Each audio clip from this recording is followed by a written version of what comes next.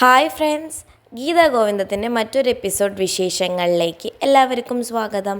ഇന്നത്തെ എപ്പിസോഡ് തുടങ്ങുമ്പോൾ നമ്മുടെ ഗീതു റെഡി ആയിക്കൊണ്ടിരിക്കുകയാണ്. അപ്പോഴാണെങ്കിലോ ഗോവിന്ദ് അങ്ങോട്ടേക്ക് വരുന്നുണ്ട്.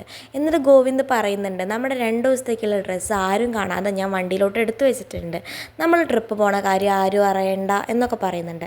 അപ്പോൾ ഗീതു പറയുന്നുണ്ട്, എങ്ങോട്ടോ പോകണം എന്നല്ലാതെ കണ്ടിട്ട് എങ്ങോട്ടാ പോണേന്ന് കറക്റ്റായിട്ട് എൻ്റെ അടുത്ത് പറയുന്നില്ലല്ലോ, എങ്ങടാ നമ്മൾ പോണേന്നൊക്കെ ചോദിക്കുന്നുണ്ട്. അപ്പോൾ ഗോവിന്ദാണെങ്കിൽ പറയുന്നുണ്ട്, നമ്മളൊരു സ്ഥലം വരെ പോവാണ്, അത് മാത്രം നീ പറഞ്ഞാൽ മതി ഗീതു എന്ന് പറയുന്നുണ്ട്. അപ്പോൾ ഗീതു ചോദിക്കുന്നുണ്ട്, എങ്ങോട്ടാന്നൊന്നു എന്നാലും പറയൂ എന്ന് പറയുന്നുണ്ട്. അപ്പോൾ ഗോവിന്ദ് പറയുന്നുണ്ട്, പണ്ടേ രാമൻ സീതയെ കാട്ടിൽ വിട്ട പോലെ ഞാൻ നിന്നെ കാട്ടിൽ വിടാൻ പോവാണ് എന്ന് പറയുന്നുണ്ട്. അപ്പോൾ ഗീതു പറയുന്നുണ്ട്, എന്നാൽ പിന്നെ എന്നോട് ഒറ്റയ്ക്ക് പോകാൻ പറഞ്ഞാൽ മതി, ഞാൻ പോയിക്കോളാം, പക്ഷെ 1 മണിക്കൂർ തികയണതിന് മുന്നേ കണേട്ട അങ്ങോട്ടേക്ക് വരും, ആ ഉറപ്പ് എനിക്കുണ്ട് എന്ന് പറയുന്നുണ്ട്. അപ്പോൾ ഗോവിന്ദ് പറയുന്നുണ്ട്, ആ ഉറപ്പ് നിനക്ക് ഉണ്ടെന്നുണ്ടെങ്കിൽ ഒന്ന് നടക്ക് ഗീതു, എങ്ങടാ അതൊന്നും ചോദിക്കേണ്ട എന്ന് പറയുന്നുണ്ട്. അപ്പോൾ ഗീതു പറയുന്നുണ്ട്, അത് പറ്റില്ല, കണ്ണേട്ടൻ എന്തോ വലിയ സസ്പെൻസ് ഒളിപ്പിച്ചിട്ടായിരിക്കും എന്നെ കൊണ്ട് ഇങ്ങനെ പോകുന്നത് എന്ന് പറയുന്നുണ്ട്. ആ പ്രഗ്നൻസി പീരീഡിൽ എനിക്കതൊന്നും താങ്ങാൻ പറ്റില്ല, അതുകൊണ്ടാണ് ഞാൻ ഇങ്ങനെ ചോദിക്കുന്നത്, കണ്ണേട്ടൻ പറയേ എന്നൊക്കെ പറയുന്നുണ്ട്. അപ്പോൾ ഗോവിന്ദ് പറയുന്നുണ്ട്, നിനക്കിപ്പോൾ ഒരു ചേഞ്ച് അത്യാവശ്യമാണ് ഗീതു, നിൻ്റെ ഈ ഡുവൽ പേഴ്സണാലിറ്റി സൈക്കോസിസും അതൊക്കെ എല്ലാം ഒന്ന് മാറട്ടെ, നമുക്ക് തൽക്കാലം ഇവിടുന്ന് മാറി നിൽക്കാം 2 ദിവസം എന്ന് പറയുന്നുണ്ട്.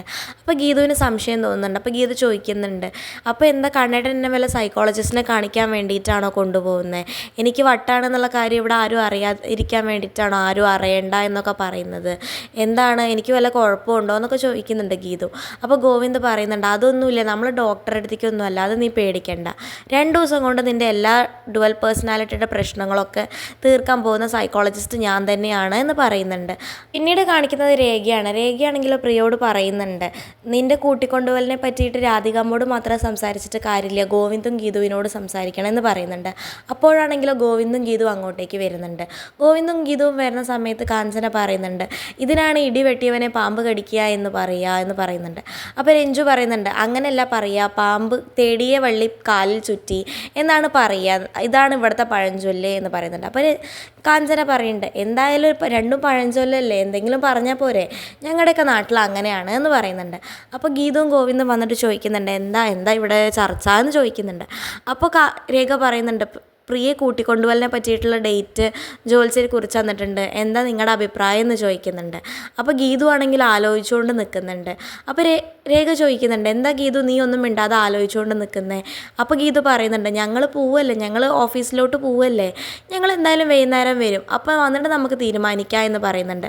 അപ്പോഴത്തേക്കും ഇത് കേട്ടിട്ട് രാധികാമ്മയും വരുന്നുണ്ട്.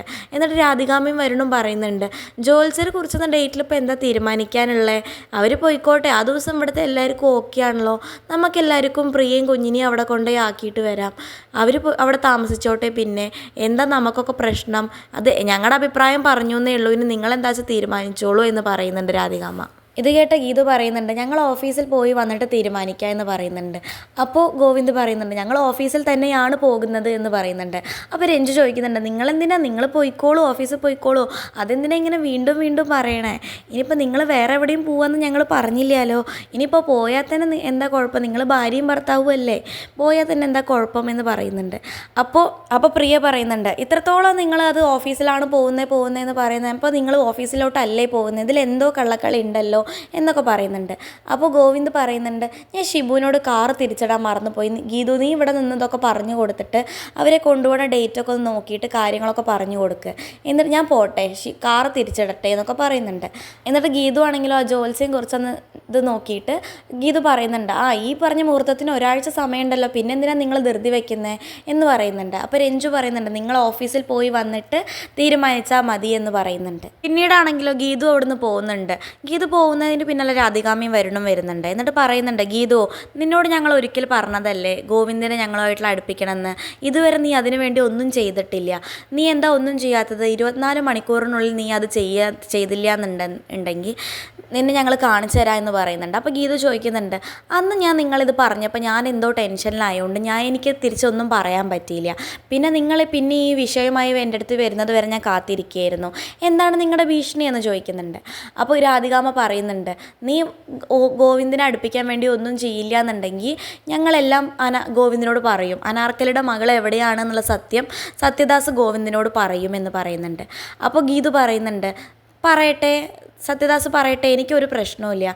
പക്ഷേ സത്യദാസ് പറയാതിരിക്കുന്നതായിരിക്കും നല്ലത്. കാരണം എന്താണെന്ന് വെച്ചാൽ സത്യദാസിൻ്റെ ഭാര്യയാണ് രാധികാമ്മയെന്നും സത്യദാസിൻ്റെ മകനാണ് വരുണേട്ടൻ എന്നുള്ളതൊക്കെ ഞാൻ ഗോവിന്ദേട്ടനോട് പറയും എന്നൊക്കെ പറയുന്നുണ്ട് ഗീതു. ഇത് കേട്ടിട്ട് വരുണും രാധികാമ്മയും ഞെട്ടുന്നുണ്ട്. അപ്പോൾ ഗീതു ചോദിക്കുന്നുണ്ട്, ഞെട്ടിയോ എന്ന് ചോദിക്കുന്നുണ്ട്. അപ്പോൾ രണ്ടുപേരും ആന്ന് പറയുന്നുണ്ട്. പിന്നെ ഒരു ഓംകാര നടനമാവും രാധികാമ്മ, അത് വേണോ എന്ന് ചോദിക്കുന്നുണ്ട് ഗീതു. അപ്പോൾ രാധികാമ്മ പറയുന്നുണ്ട് വേണ്ട എന്ന് പറയുന്നുണ്ട്. പിന്നെ ഗീതു പറയുന്നുണ്ട്, ഒരു പാലം ഇട്ട് അങ്ങോട്ടും ഇങ്ങോട്ടും വേണം. എനിക്കറിയാവുന്ന ഒരു സത്യം ഞാൻ മറയ്ക്കുന്നുണ്ട്, അതുപോലെ സത്യദാസിന് അറിയാവുന്ന ഒരു രഹസ്യം സത്യദാസ് മറയ്ക്കുന്നുണ്ട്. അതുപോലെ അങ്ങനെ മറച്ചിരുന്ന് കഴിഞ്ഞാൽ നമുക്ക് ചട്ടിയും കലത്തെയും പോലെ തട്ടി മുട്ടിയൊക്കെ പോവാം. അല്ലാന്നുണ്ടെങ്കിൽ ഞാൻ എല്ലാം പറഞ്ഞു കൊടുക്കും കണ്ണേട്ടൻ്റെ അടുത്ത്, അത് വേണോ എന്ന് ചോദിക്കുന്നുണ്ട്. അപ്പോൾ വേണ്ട എന്ന് പറഞ്ഞ് ഗീതു അവിടുന്ന് പോകുന്നുണ്ട്. പിന്നീട് ഗീതു പോയതിന് ശേഷം രാധികാമ്മയും വരുണും സംസാരിക്കുന്നുണ്ട്. അപ്പോൾ വരുൺ പറയുന്നുണ്ട്, ആ പാട്ടുകാരിയായിരിക്കും ഗീതുവിനോടെല്ലാം പറഞ്ഞിട്ടുണ്ടാവുക, അവരെ പോയി രണ്ടങ്ങോട്ട് പൊട്ടിച്ചാലോ എന്ന് ചോദിക്കുന്നുണ്ട്. അപ്പോൾ രാധികാമ്മ പറയുന്നുണ്ട്, വേണ്ടടാ, അവരെ കൂടുതൽ ചൊറിഞ്ഞ് കണ്ണനെ കൂടി ഇത് അറിയിപ്പിക്കണ്ട, അവൻ അറിഞ്ഞാൽ പിന്നെ നമ്മുടെ കയ്യിലൊന്നും നിൽക്കില്ല എന്ന് പറയുന്നുണ്ട്. ഇത് കേട്ട വരുൺ രാധികാമ്മയോട് ചോദിക്കുന്നുണ്ട്, അപ്പോൾ എന്നും നമ്മൾ ഗീതുവിനെ പേടിച്ച് നിൽക്കണോ എന്ന് ചോദിക്കുന്നുണ്ട്. അപ്പോൾ രാധികാമ്മ പറയുന്നുണ്ട്, വേണ്ടടാ, മാർഗഴി വരും, എല്ലാം ശരിയാവും എന്ന് പറയുന്നുണ്ട്. അപ്പോൾ വരുൺ പറയുന്നുണ്ട്, അതിലൊരു തിരുത്തുണ്ട്, മാർഗഴി വരും നമ്മളെ ശരിയാക്കും എന്നാണ് അമ്മയപ്പത്തെ എന്ന് പറയുന്നുണ്ട്. പിന്നീട് കാണിക്കുന്നതാണെങ്കിൽ ഗോവിന്ദും ഗീതുവും പോകുന്ന സമയത്ത് ഗീതുവിനോട് ചോദിക്കുന്നുണ്ട് ഗോവിന്ദ്, എന്തായിരുന്നു രാധികാമ്മയായിട്ടുള്ള ഒരു സംസാരം എന്ന് ചോദിക്കുന്നുണ്ട്. അപ്പോൾ ഗീതു പറയുന്നുണ്ട്, അതൊന്നുമില്ല, രാധികാമ്മയ്ക്ക് ചെറിയൊരു സംശയം, ഉച്ചയ്ക്ക് സാമ്പാർ വെക്കണോ അതോ പുളിശ്ശേരി വെക്കണോ എന്ന്. അപ്പോൾ ഞാൻ പറഞ്ഞു രസം അങ്ങോട്ട് വെച്ചാൽ മതി എന്ന് പറഞ്ഞു. അപ്പോൾ ഗോവിന്ദ് പറഞ്ഞു ഐ ശരി എന്ന് പറയുന്നുണ്ട്. അത് കഴിഞ്ഞിട്ട് ഗീതു ചോദിക്കുന്നുണ്ട്, എങ്ങോട്ടേ നമ്മുടെ പോക്ക് എന്ന് പറയുന്നുണ്ട്. അപ്പോൾ ഗോവിന്ദ് പറയുന്നുണ്ട്, നമുക്ക് ചൊവ്വയിലോട്ട് പോവാ എന്ന് പറയുന്നുണ്ട്. അപ്പോൾ ഗീതു പറയുന്നുണ്ട്, ചൊവ്വയിലോട്ടോ, ചുമ്മാ കളിക്കാതെ എങ്ങോട്ടാ പോകുന്നതെന്ന് പറയണേട്ടാന്ന് പറയുന്നുണ്ട്. അപ്പോൾ ഗോവിന്ദ് പറയുന്നുണ്ട്, നമ്മുടെ വീട്ടിലുള്ളവരൊക്കെ രസം കൂട്ടി ചോറ് കഴിക്കുമ്പോൾ നമുക്ക് ചൊവ്വയിൽ പോയി അടിച്ചു പൊളിക്കുക ഗീതു എന്ന് പറയുന്നുണ്ട്. അപ്പോൾ ഗീതു ചോദിക്കുന്നുണ്ട്, ഞാൻ പറഞ്ഞതിനുള്ള മറുപടിയാണല്ലേ ഇത് എന്ന് പറയുന്നുണ്ട്. അതേന്ന് പറയുന്നുണ്ട്. പിന്നീടാണെങ്കിൽ അവർ റിസോർട്ടിലോട്ട് പോകുന്നതാണ് കാണിക്കുന്നത്. റിസോർട്ടിലെത്തി ഗീതു ചോദിക്കുന്നുണ്ട്, ഇതാണോ നമ്മൾ വരേണ്ട സ്ഥലം എന്ന് ചോദിക്കുന്നുണ്ട്. അതെ, ഇതാണ് നമ്മൾ വരേണ്ട സ്ഥലം എന്ന്, നീ ഇറങ്ങുമെന്ന് പറയുന്നുണ്ട്. എന്നിട്ട് ഗീതു ചോദിക്കുന്നുണ്ട്, നമ്മളെന്തിനാ ഇങ്ങോട്ടേക്ക് വന്നേ, ആരെങ്കിലും കാണാനുണ്ടോ എന്ന് ചോദിക്കുന്നുണ്ട്. അപ്പോൾ ഗോവിന്ദ് പറയുന്നുണ്ട്, ഒരാളെ കാണാനുണ്ട് എന്ന് പറയുന്നുണ്ട്. അപ്പോൾ ആരാണ്, നമ്മൾ പിന്നെ എപ്പോഴാണ് തിരിച്ചു പോവുക എന്ന് ചോദിക്കുന്നുണ്ട്. അത് ആ ആളെ കണ്ടതിന് ശേഷം നമുക്ക് തിരിച്ചു പോകാൻ പറ്റുള്ളൂ എന്ന് പറയുന്നുണ്ട്. അപ്പോൾ ഗീതു മനസ്സിൽ വിചാരിക്കുന്നുണ്ട്, ആരായിരിക്കും നമ്മുടെ യാത്ര പോലും മുടക്കാൻ വരുന്ന ഒരു അതിഥി, ആരായിരിക്കും അതെന്ന്, ഞങ്ങളുടെ യാത്ര പോലും അയാൾ വന്നു പോയതിന് ശേഷമേ നടക്കുള്ളൂ എന്ന് ഗോവിന്ദേട്ടൻ പറയണമെന്നുണ്ടെങ്കിൽ അത് ആരായിരിക്കും എന്നൊക്കെ വിചാരിക്കുന്നുണ്ട്. പിന്നീട് ഗോവിന്ദ് കാറിൻ്റെ ഡിക്കിയിൽ നിന്ന് പെട്ടിയെടുക്കുന്ന സമയത്ത് ഗീതു ചോദിക്കുന്നുണ്ട്, ഇതൊക്കെ എന്തിനാ പെട്ടി എടുക്കണേ, നമ്മൾ തിരിച്ചു പോവില്ലേ, അയാളെ കണ്ട ഉടനെ നമ്മൾ മടങ്ങില്ലേ, പിന്നെ എന്തിനാ ഇതൊക്കെ എടുക്കുന്നത്, അപ്പോൾ പിന്നെ ഇങ്ങോട്ടേക്ക് ഇതൊക്കെ കയറ്റേണ്ടി വരില്ലേ എന്ന് പറയുന്നുണ്ട്. അപ്പോൾ ഗോവിന്ദ് പറയുന്നുണ്ട്, നീ ഇങ്ങോട്ട് വാ ഗീതു, ഞാൻ പറഞ്ഞു തരാം എന്ന് പറയുന്നുണ്ട്. അപ്പോൾ ഗോവിന്ദ് പോയതിന് ശേഷം മനസ്സിൽ വിചാരിക്കുന്നുണ്ട്, ഈ ഒറ്റയ്ക്കുള്ള തീരുമാനം എടുക്കൽ ഞാൻ നിർത്തും, എൻ്റെ പേര് ഗീതാഞ്ജലി ആണെങ്കിൽ ഈ തീരുമാനം ഞാൻ നിർത്തും എന്നൊക്കെ പറയുന്നുണ്ട്.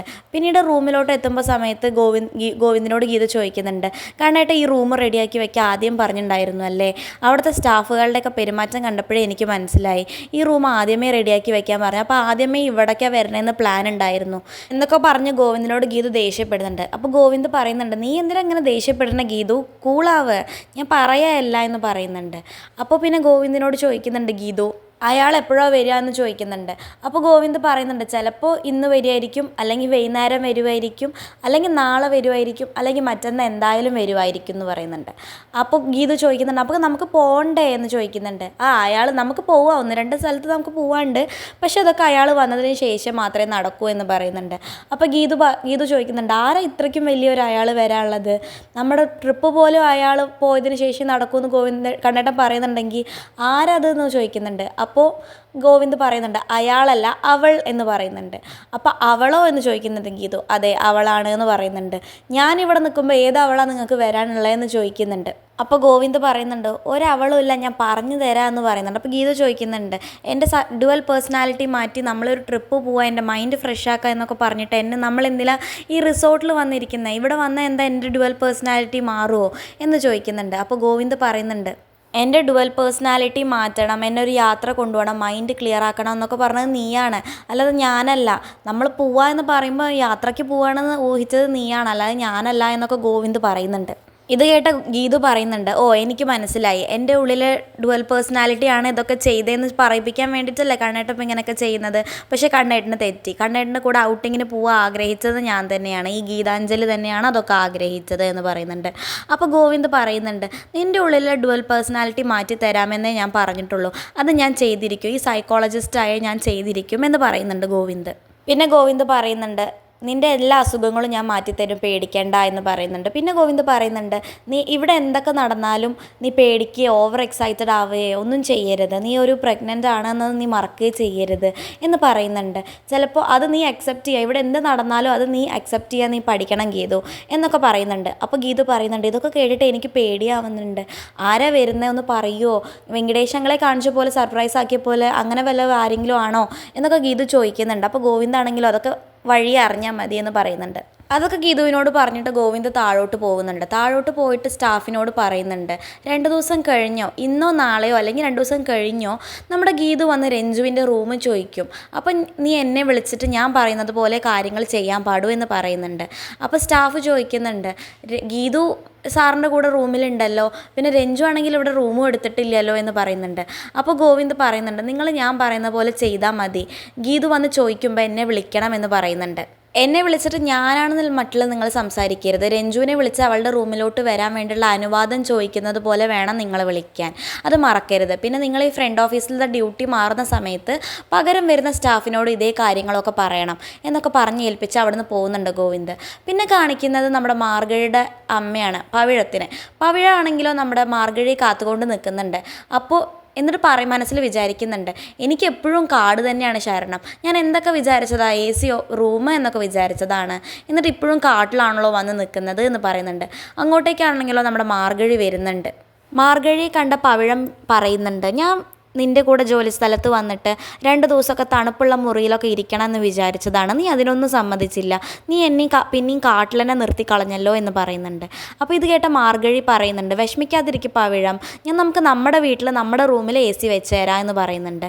അപ്പോൾ പവിഴം പറയുന്നുണ്ട്, നീ വെറുതെ പറയാം, നീ അതൊന്നും ചെയ്യില്ല, നീ എല്ലാവർക്കും കാശ് കിട്ടി അത് എല്ലാവർക്കും കൊടുത്ത് തീർക്കുകയുള്ളൂ, അല്ലാതെ ഒന്നും ചെയ്തു തരില്ല എന്ന് പറയുന്നുണ്ട്. അപ്പോൾ മാർഗഴി പറയുന്നുണ്ട്, ഇല്ല പവിഴം, ഉറപ്പായിട്ടോ ഈ പ്രാവശ്യത്തെ ജോലി കഴിഞ്ഞ് കാശ് കിട്ടുമ്പോൾ എന്തായാലും ഞാൻ പവിഴത്തിൻ്റെ റൂമിൽ ഒരു AC വെച്ച് തരും എന്ന് പറയുന്നുണ്ട്. അപ്പോൾ ശരിക്കൊന്ന് ചോദിക്കുന്നുണ്ട് പവിഴം, ശരിക്കൊന്ന് ചോദിക്കുന്നുണ്ട്. പിന്നെ മരുന്ന് വാങ്ങിക്കുന്നുണ്ട് പവിഴത്തിൻ്റെ കയ്യിൽ നിന്ന് മാർഗഴി. എന്നിട്ട് ചോദിക്കുന്നുണ്ട്, ഞാൻ പറഞ്ഞ മരുന്നെല്ലാം ഉണ്ടല്ലോ എന്ന് ചോദിക്കുന്നുണ്ട്. അപ്പം പവിഴം പറയുന്നുണ്ട്, എല്ലാം ഉണ്ട്, പക്ഷേ എനിക്കൊരു സംശയമുണ്ട് എന്ന് പറയുന്നുണ്ട്. അപ്പോൾ എന്ത് സംശയമാണ് പവിഴത്തിനുള്ളതെന്ന് മാർഗഴി ചോദിക്കുന്നുണ്ട്. ഗോവിന്ദ് സാറിന് ഇഷ്ടമല്ല എന്ന് പറഞ്ഞിട്ട് നീ എന്തിനാ ഈ മരുന്ന് കൊടുക്കാൻ നിൽക്കുന്നത് എന്ന് പറയുന്നുണ്ട്. അപ്പോൾ മാർഗഴി പറയുന്നുണ്ട്, ഗോവിന്ദ് സാറിൻ്റെ ഭാര്യയില്ലേ ഗീതു, അവൾ മഹാവഴക്കാളിയാണ്, അവൾ ഇങ്ങനെ വഴക്കിട്ട് അവർക്ക് നമ്മുടെ മരുന്ന് ഇഷ്ടമാണല്ലോ, അപ്പോൾ അത് കൊടുക്കാൻ വേണ്ടിയിട്ട് അവൾ ഗോവിന്ദ് സാറുമായിട്ട് എപ്പോഴും വഴക്കിടും. അപ്പോൾ പെൺകോന്തനായ ഗോവിന്ദ് സാറ് അവസാനം അത് സമ്മതിക്കും. അങ്ങനെ നമ്മൾ ട്രീറ്റ്മെൻറ്റ് സ്റ്റാർട്ട് ചെയ്യും. പിന്നെ എന്നിട്ട് പവിഴ എപ്പോഴും ഇടയ്ക്കിടയ്ക്ക് കൊണ്ടുപോയി മരുന്ന് കൊടുത്താൽ മതി മുടങ്ങാതെ എന്ന് പറയുന്നുണ്ട്. നീ ഒരു ബുദ്ധിശാലിയാണല്ലോ മാർഗഴി എന്ന് പറയുന്നുണ്ട് നമ്മുടെ പവിഴം. അങ്ങനെ കാണിച്ചുകൊണ്ടാണ് ഇന്നത്തെ എപ്പിസോഡ് അവസാനിക്കുന്നത്. ഇതുപോലുള്ള ഗീതാ ഗോവിന്ദം വിശേഷങ്ങൾ നിങ്ങൾക്ക് പെട്ടെന്ന് അറിയാൻ വേണ്ടി ചാനൽ സബ്സ്ക്രൈബ് ചെയ്യാൻ മറക്കരുത്.